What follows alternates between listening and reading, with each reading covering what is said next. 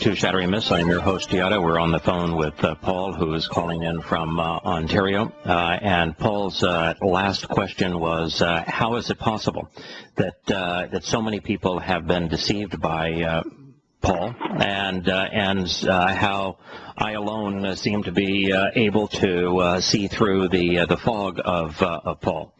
Let me begin by telling you that there's nothing, I'm not special in any way. I don't have any credentials that would impress anyone. I was once deceived by Paul. I was once an evangelical Christian. I taught evangelism. I was an ordained ruling elder in the Christian church. So I was once up to my eyeballs in Pauline doctrine. And it wasn't until a good friend of mine, his name is David, in New Zealand, wrote me a letter and said, there's Christians are using the third chapter of Galatians to say that the Torah has been abrogated, that the Torah no longer has any merit, that the Torah is a curse, that the Torah enslaves, that the Torah cannot save. Can you do a study, systematic study of Paul's letter to the Galatians and find out, is that what the man actually wrote? Or are Christians misinterpreting what he said? And Paul, what I did is I dedicated a full year of my life, 6 days a week, 10 hours a day, to reading the oldest extant manuscript of Paul's letters to the Galatians. And I compared what Paul said to what God had said. And that book became Questioning Paul. It's a book that I'm writing, just interestingly, I'm right in the middle of rewriting because I've learned so much since the time I originally wrote the book. And what I found is that it is impossible to be honest and to accept Paul.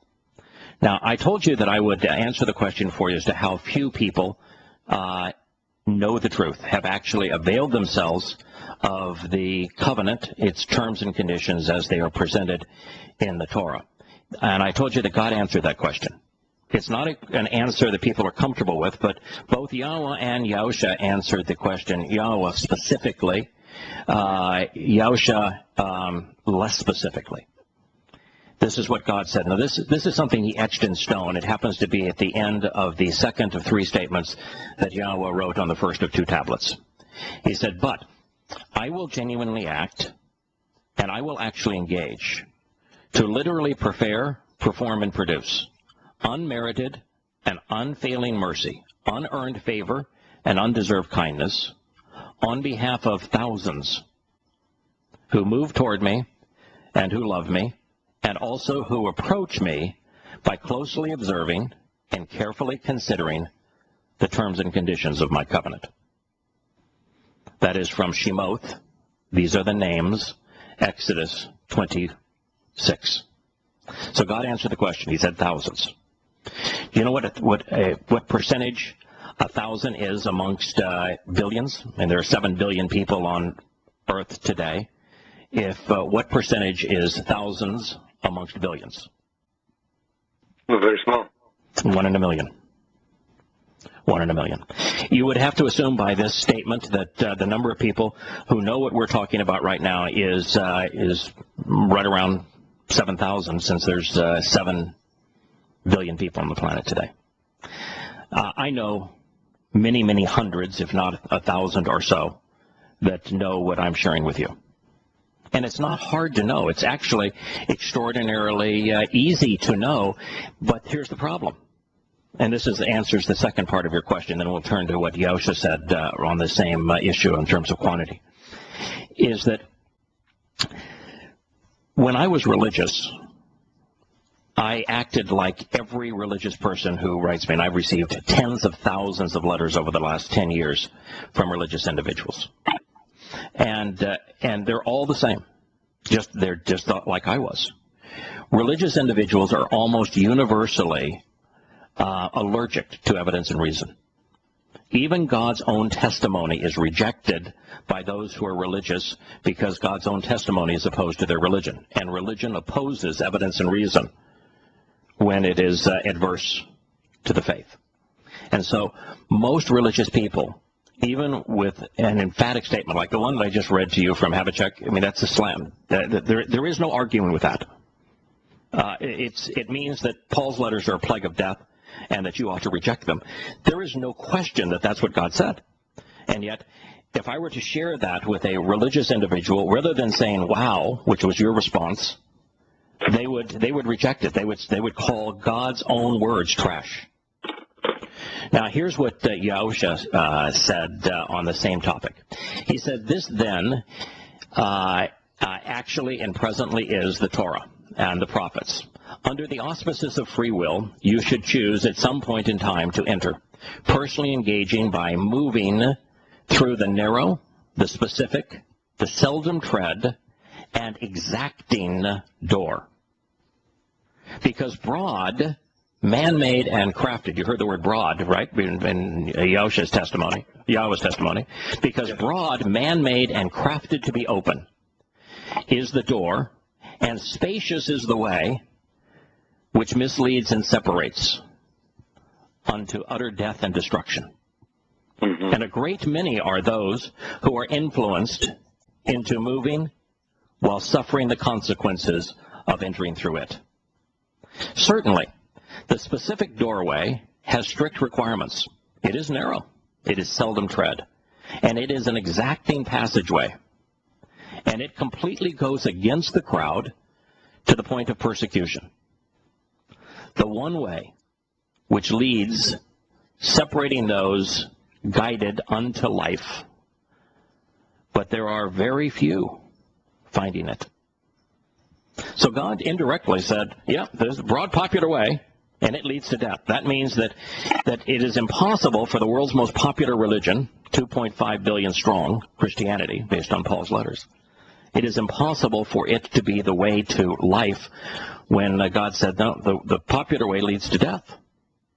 And it's only a very restrictive, unpopular, seldom tread way that leads to life. How many people do you know that observe Pesach, Matzah, Bikurim, Shavuah as the means, as the doorway, as the path to salvation?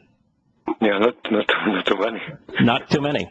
It is a narrow and it is a restrictive way.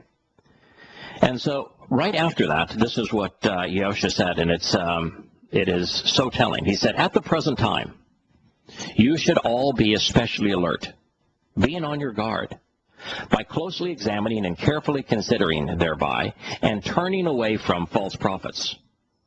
You know, God did not, this is the Sermon on the Mount. I mean, this is God's first public declaration. It's his most comprehensive instruction. It is the largest crowd he ever spoke to. And right here in the middle of it, he says, at the present time, you should be especially alert, be on your guard, by closely examining and carefully considering, thereby turning away from false prophets, who come to you, appearing before you from within, by dressing up in sheep's clothing. Yet they are actually exceptionally self-promoting, self-serving, and swindling wolves. Not anyone saying, well, before I go to that next statement, let me just kind of put this in context. Yahowah is saying right there at that very moment, where Paul was in rabbinical school in Jerusalem, and therefore in their midst he was a Jew among Jews, that right there at that moment there was a wolf in sheep's clothing that was going to lead them astray. He was affirming what Yahowah had said in Habakkuk, and Paul was indeed there. And he told them how the consequence of doing that. I mean, and he even, Paul twice says that he is a member of the tribe of Benjamin. You know what Yahowah says about the tribe of Benjamin? Says he's a vicious wolf. Mm-hmm. Let me just mention one thing about Peter, Apostle Peter, in second chapter, calls him a brother, eh? He calls him a brother Paul. The book of 2 Peter is a marvelous presentation of Paul's letters, and in that second chapter of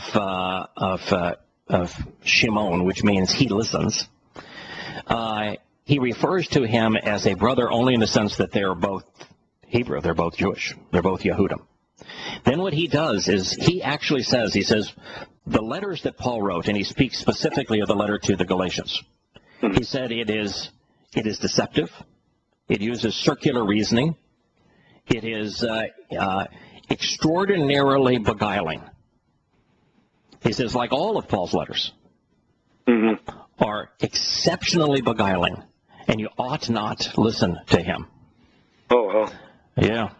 That's why Calvin, who's a very evil man, but Calvin wanted to reject his 2 Peter from the canon because it spoke so harshly of Paul's letters. Now, this is interesting. Here's the consequence of being victimized by Paul. Yahowah says in the very next statement, this is now the 16th verse of 7 Matan Yah, which means Yah's gift, Matthew. He says, not anyone, not a single person saying to me, Lord, Lord, will actually, as a result, enter into the kingdom of the heavens. Not one calling him Lord. Why? God hates the title Lord. You're familiar with the Hebrew title Baal? Baal, yeah. You know what Baal means? No. It means Lord. The title Baal is... Okay. You're familiar that Yahowah uses the title Lord, Baal, to describe Hasatan, the adversary? In fact, he uses it hundreds of times to identify Hasatan, the adversary, with the title the Lord. Do you know why God chooses to use the title the Lord when referring to Satan? Go ahead. Okay. The reason that God uses the title Baal to describe Satan is because Satan, as the adversary, is the antithesis of Yahowah. Satan wanted to lord over God. He wanted to lord over men. He wanted to be worshipped as a lord. He wanted men bowing down to him as a lord. He wanted to control men and women as a lord. That's why the title Lord is applied to Satan. God wants exactly the opposite. God's entire intent in creating us and his Torah and his covenant was to be our Father. Father and Lord are mutually exclusive concepts. God is the antithesis of the Lord. And and we'll return to Yahowah's statement after the break. But what God is saying is that if you choose to call me Lord, if you are that confused as to who I am, you're not coming into my home. We'll be back after the commercial break.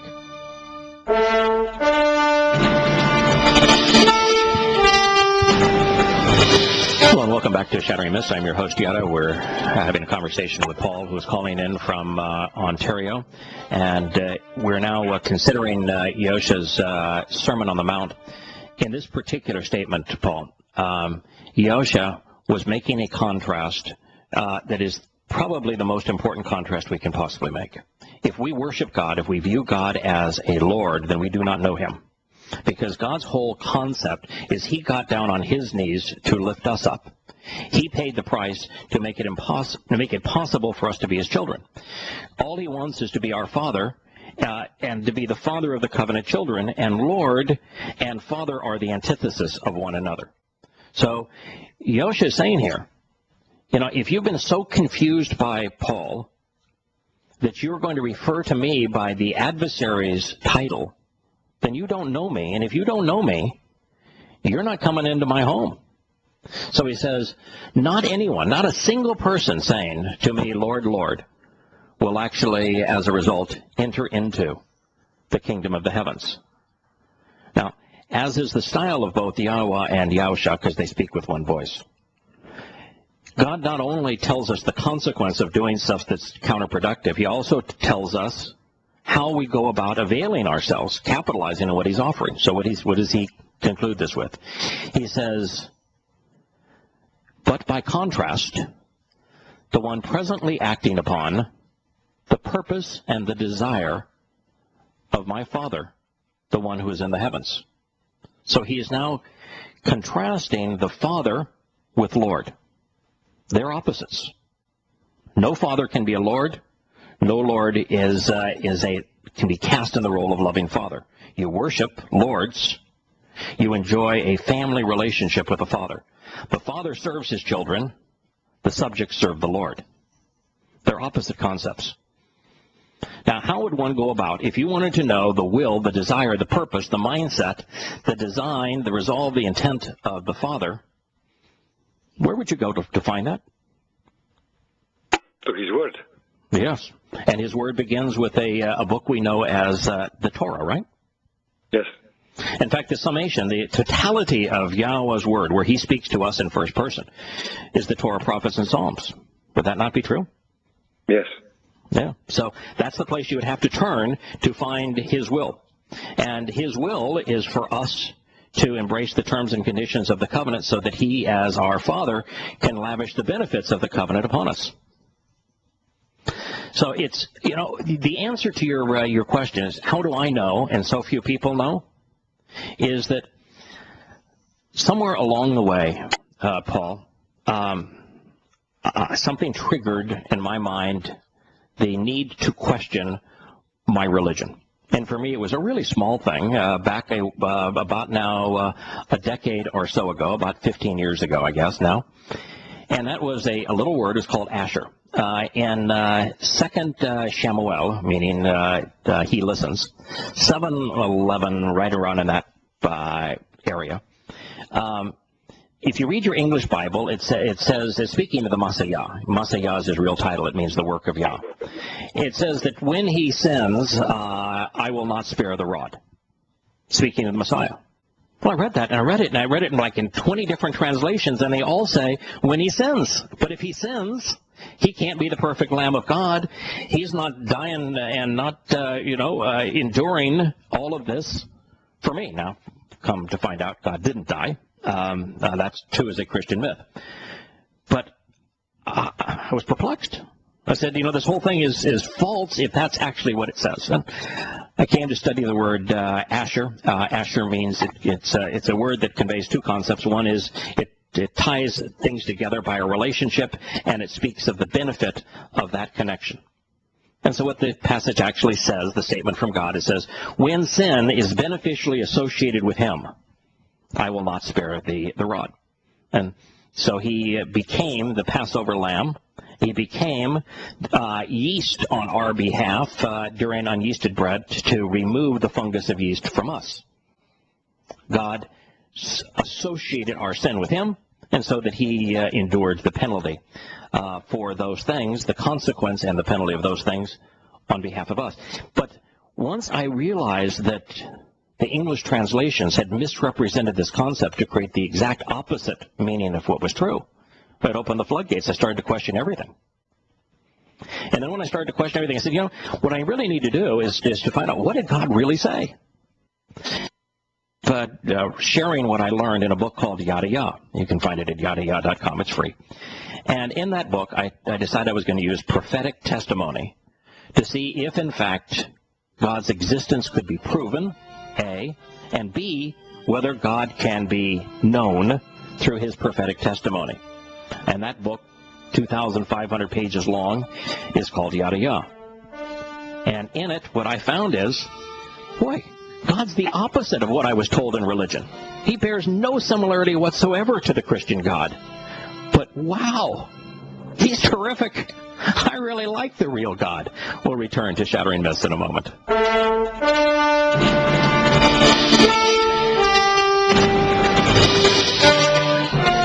Welcome back to Shattering Myths. I'm your host, Yahowah. We're still having a conversation with Paul from Ontario, because the questions that Paul has raised are probably the most important for our world to hear. The short answer to your question as to how I came to know Paul is that once I started to question, once my mind was actually open and receptive to being able to process the truth as opposed to reject it, I fell in love with the God that I came to know by listening to and reading the Torah, prophets, and Psalms. I fell in love with Him. I thought that what He was offering us was magnificent. I admired His character. I am a resolutely rational individual, and so I loved the consistency, the dependability of what He presented. I loved the evidence that He provided to support His testimony. I loved the way that it was presented, and I simply devoted myself to studying what he said, because the more I learned, the more I came to love him. And the more I realized that so many people were missing the most wonderful gift in the world, which is to come to know Yahowah and to have a relationship with him and his covenant. And so there's really nothing more to it than actually reading, sharing, coming to know what God himself said. Seems like a pretty reasonable approach, doesn't it? Yes, Now, let me share something with you that most people, I'm going to show you the opposite view of Yahowah. Are you aware that Paul said that he was demon-possessed? I think there is 2 Corinthians, I think it says, eh? Correct. Yeah, Christians are beguiled by this because they have sermons after sermon on wondering what the thorn in Paul's side might have been, and yet Paul answered the question. Let me read to you what he wrote. This ought to have been enough all by itself. This is in 2 Corinthians, 12th chapter, 7th statement. And of the extraordinary superiority of the exaggerated revelations. You know, Paul is speaking now of his own testimony. 2 Corinthians is the fifth letter that Paul wrote. So, of the extraordinary superiority of the exaggerated revelations, therefore, in order not to become overly proud, there was given to me a sharp goad, a scopus. That is a troubling thorn at the end of a pointed stick used to control dumb animals. It typically would feature a poisonous scorpion's stinger. So he said, there was given to me a sharp goad, a troubling thorn in the body, a messenger of Satan, in order to strike and restrain me, so that as a result, at the present time, there is the high probability that I might not be conceited, currently exalting myself beyond that which would be justified, so as not to be able to be insolent or audacious, lifting myself up. A messenger of Satan, you know, the messengers, that the Hebrew word is malach. The individuals we errantly call angels is a transliteration of the Greek angelos. Angelos is a translation of the Hebrew malach. They are messengers, they're envoys, and some number of them sided with Hasatan when he wanted to be worshipped as God. And so Paul admits right there, I have been possessed by Satan. Now, you mentioned that Paul had a conversion experience. Let me share with you one of the statements he makes about his conversion experience, because it also mentions this same goad. He says, and this is his testimony to Luke. You'll find it in Acts 26:14. And every one of us, he's speaking of I think sometimes he says that he was alone, sometimes he says he was with two people, sometimes with three. And he has a different account each time. But he says, every one of us, having fallen down to the earth, I heard a voice saying to me in the Hebrew language, Shaul, Shaul, why are you actually pursuing me? Why are you following me? Why are you striving with such intense efforts to reach me? It's hard for you to resist against the goad, the sharp pointed stick used to prod dumb animals. So here he's on the road to Damascus. He's a murderer, self-admitted murderer. He is doing everything that you could possibly do to identify with the adversary, Satan. And Satan speaks to him. And Satan says, why are you pursuing me, Shaul? And then Satan cites one of the most famous lines from pagan idolatry. It's a line that is that Dionysus speaks. It's Dionysus' single most famous line. It's also put in the mouth of Bacchus, who is the Roman version of Dionysus. Dionysus, by the way, the Pauline Iusus is based upon Dionysus. Christians even today, when they have their image of Jesus, he's almost identical to Dionysus. Dionysus' most famous line is, "It's hard, it's difficult for you to resist against the goad." In other words, Dionysus can control people. They can't resist his control. And so Paul heard Satan cite one of his most famous lines. And it's the same goad, isn't it? The same goad that was used in that line is the same goad that he says is still in his side, with Satan controlling him by possessing him. You think that just putting those two things together would be enough for anybody that is honestly reviewing this material to say, wow, why am I listening to this guy? Well. And Paul begins his assault on the Torah in Galatians 3 with the 10th statement. He writes, "Because to the degree that out of tasks or activities of the Torah, they are and they exist under a curse. For it has been written that I to become accursed, everyone who not remains, all that having been written in the Torah, of thee to do them." Now, I'm sure that did not come across as particularly literate. That just happens to be an exacting translation of what Paul wrote. Paul's letters are very, very poorly written.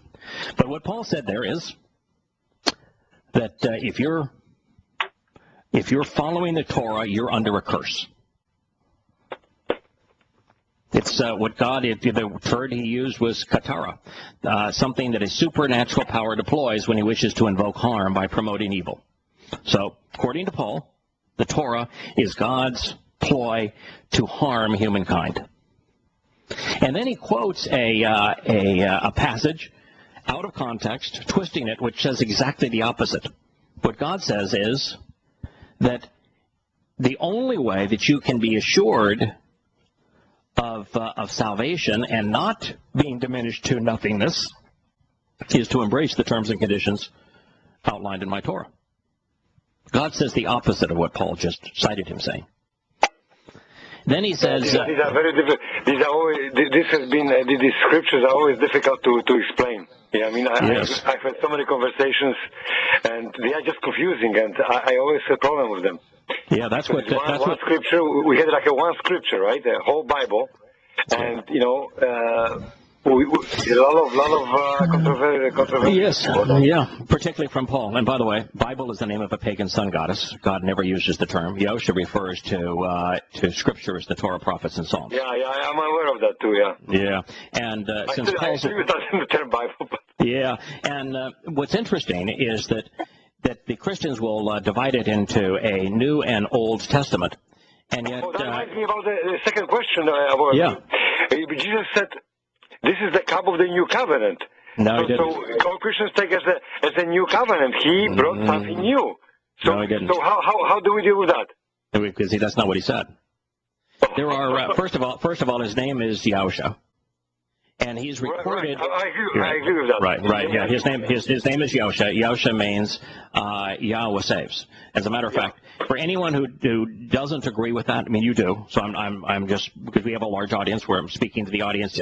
This whole conversation is not just for because you and I are enjoying this conversation. It's listened to by lots of people, and so there's lots of people that can learn from it. If you don't know Yahweh's name and you don't know Yahowah's name, you don't know them.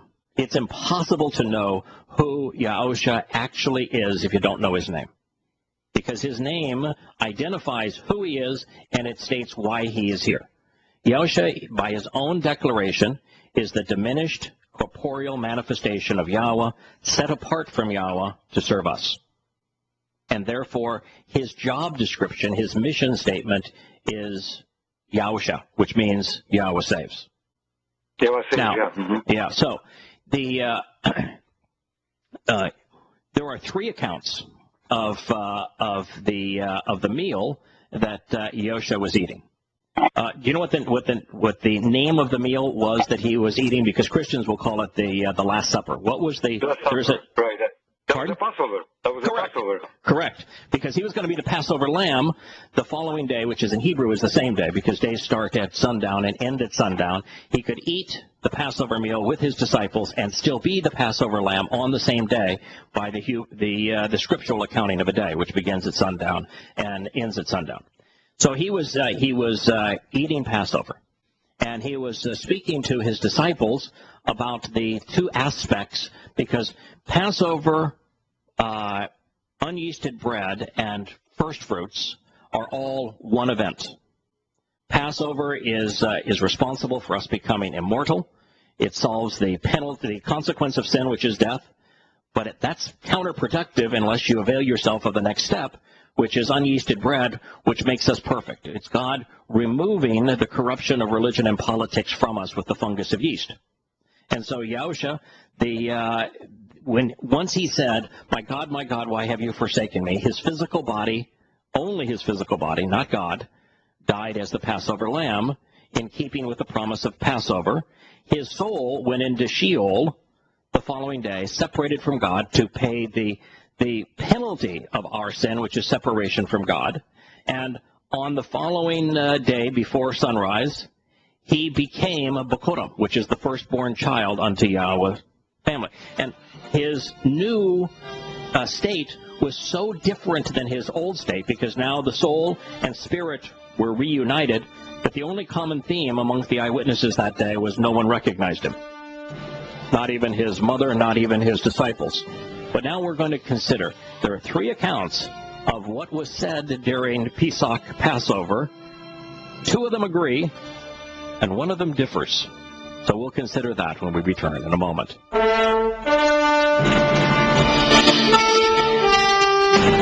Hello, and welcome back to Shattering Myths. This is the last segment for today, and we're going to do our best to answer Paul, who's calling in from Ontario's last question about Christians citing Luke to say that their Last Supper, Yahusha spoke of a renewed covenant.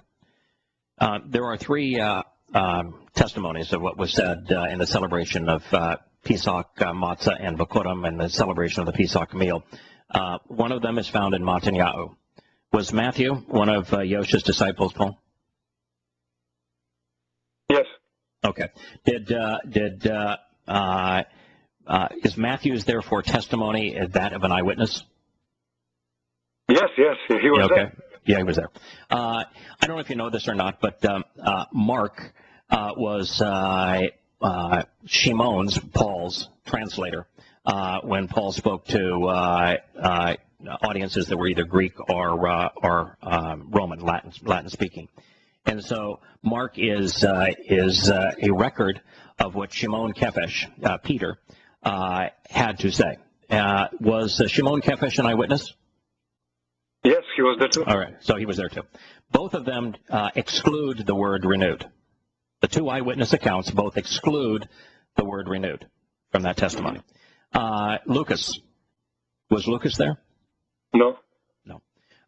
Who did Lucas identify with? Who was Lucas's contact with all of this? Was he well, not? He was a doctor, as we know, and he was associated with Paul.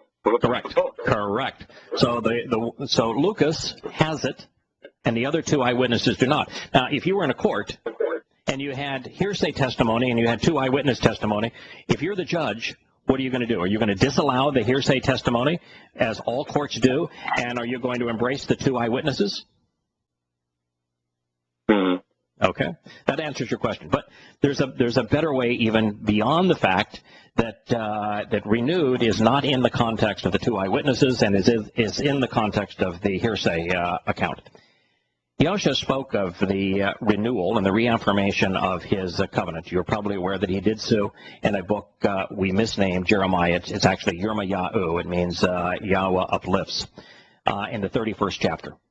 That's where the concept of a renewed covenant is presented in Yirmiyahu 31. Are you aware that what Yahweh said there is that the covenant has not yet been renewed? It will be renewed. It has not yet been renewed. And when it is renewed, it's not renewed with a Gentile church. It's renewed with Yahudam and with Yisrael.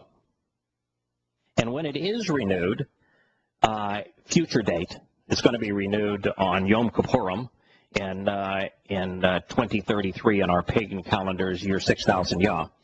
It's renewed upon his return. Do you know what God said about the only difference between the existing covenant and his reaffirmation of the covenant? There's only one thing that differs. You know what that is? Yeah, the one thing that differs is that with the reaffirmation and renewal of his covenant with Yahudam and with Yisrael, is that God is going to personally place a perfect copy of his Torah inside of us.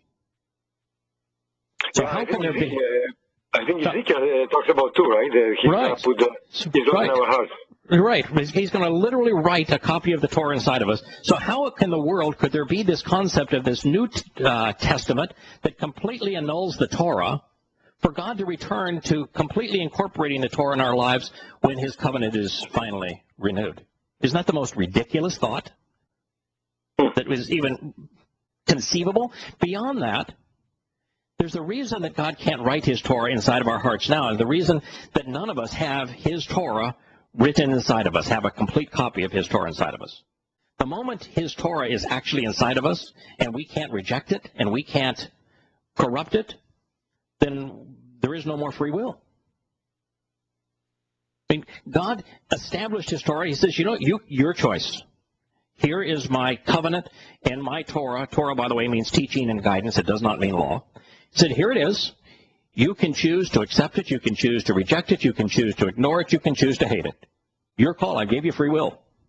But the moment he writes it inside of us, we no longer have that choice. In other words, there's the basis of participating in a relationship goes away because there is no choice. Well, he can write it inside of us at when he returns, because when he returns, every decision will be made. You'll either choose to accept him, reject him, participate in the covenant, or reject the covenant. Paul, this has been one of my favorite discussions since I've begun this program. I hope that you call again in a future program. I hope you send me an email and we can communicate that way. You have been an absolute delight to talk to. Thank you. It's a pleasure. Thank you.